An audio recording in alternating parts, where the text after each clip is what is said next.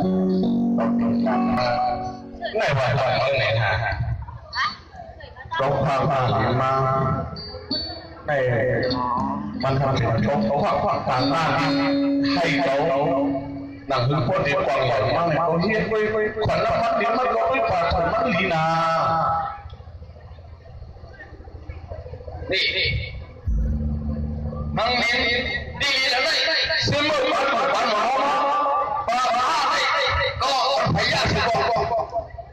ตัวเล็กๆมันกูปีเฮ็ดอะไรไม่ขอทางนี้ของมันอะไรไม่ใช่เขาเลี้ยงเองเอาซื้อไม่ไหวผมว่ามันให้พูดซ้ำๆเราย้อนอยู่วางออกมาไงโอเควาสนาลงกูเป็นไล่ยอมเปิดห้องตา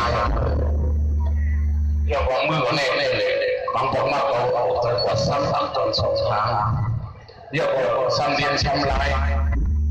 ในกระเป๋าห้องไอ้ป่าลายเมื่อไหร่เราซ้ำสื่อทางไหนให้มันทำไอ้ป่าลายว่ามีสิ่งไม่รู้ไอ้ป่าลายเด็กเฮ้ยนั่งเลี้ยงออกมาอะไรเดี๋ยวโถงเขาเราคือสิ่งไม่รู้ด้วยก็ทำให้เขาเลี้ยงได้เขาทำไมลูกนี่เขาเราไปมันเอาละเราฆ่าได้เขาไปเอาปีมือเดียวเพื่อจะให้ไม่มีเราละเอียดเมื่อซื้อพังก็ทานซื้อเมื่อไม่ให้ซื้ออะไรโอ้ไม่เอาปากข้าเขาเล่นก็ให้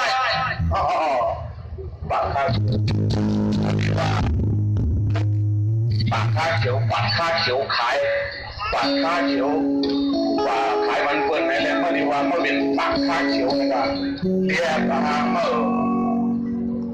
เรียกว่าไม่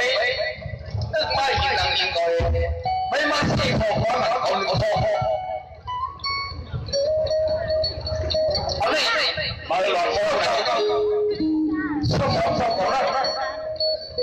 เฮ็ดจังเลยอ้วนคนละอ้วนพี่อ้วนถูกเมื่อหนุ่มโม่นะงาลีตีในย้อนบอกว่าเมื่อใส่เมื่อเหตุการณ์ใส่กินให้เฮ็ดกินให้ใส่กินสวนเมื่อเฮ็ดเมื่อกันตัดข้ามันเลยเกาดีก็เฮ็ดเกาดีก็ชอบคือเขาพูดอะไรขวัญมันนั่งเลี้ยงปูเขาไปเยอะมากเขาไปพวกมันเราพูดไม่ได้ฟังให้